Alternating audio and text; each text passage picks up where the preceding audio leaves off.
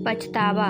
एक मेहनती और ईमानदार नौजवान बहुत पैसे कमाना चाहता था, क्योंकि वह गरीब था और बदहाली में जी रहा था। उसका सपना था कि वह मेहनत करके खूब पैसे कमाए और एक दिन अपने पैसे से एक कार खरीदे। जब भी वह कोई कार देखता तो उसे अपनी कार खरीदने का मन करता। कुछ साल बाद उसकी अच्छी नौकरी लग गई, उसकी शादी भी हो गई और कुछ ही वर्षों में वह एक बेटे का पिता भी बन गया। सब कुछ ठीक चल रहा था, मगर फिर भी उसे एक दुख सताता था कि उसके पास उसकी अपनी कार नहीं थी। धीरे धीरे उसने पैसे जोड़कर एक कार खरीद ली।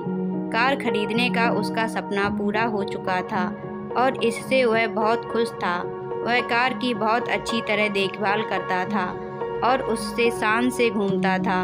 एक दिन रविवार को वह कार को रगड़ रगड़ कर धो रहा था, यहाँ तक कि गाड़ी के टायरों को भी चमका रहा था। उसका 5 वर्षीय बेटा भी उसके साथ था। बेटा भी पिता के आगे पीछे घूम घूम कर कार को साफ होते देख रहा था। कार धोते धोते अचानक उस आदमी ने देखा कि उसका बेटा कार के बोनट पर किसी चीज़ से खुरच खुरच कर कुछ लिख रहा है। यह देखते ही उसे बहुत गुस्सा आया।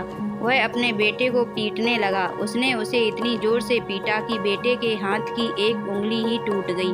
दरअसल वह आदमी अपनी कार को बहुत चाहता था और वह बेटे की इस शरारत को बर्दाश्त नहीं कर सका।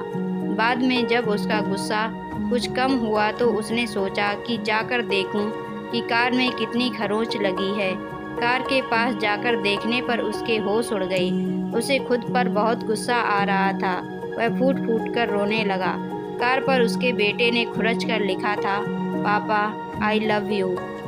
दोस्तों, इस कहानी से हमें यह सीख मिलती है, किसी के बारे में कोई गलत राय रखने से पहले या गलत फैसला लेने से पहले हमें ये ज़रूर सोचना चाहिए कि उस व्यक्ति ने वह काम किस नीयत से किया है।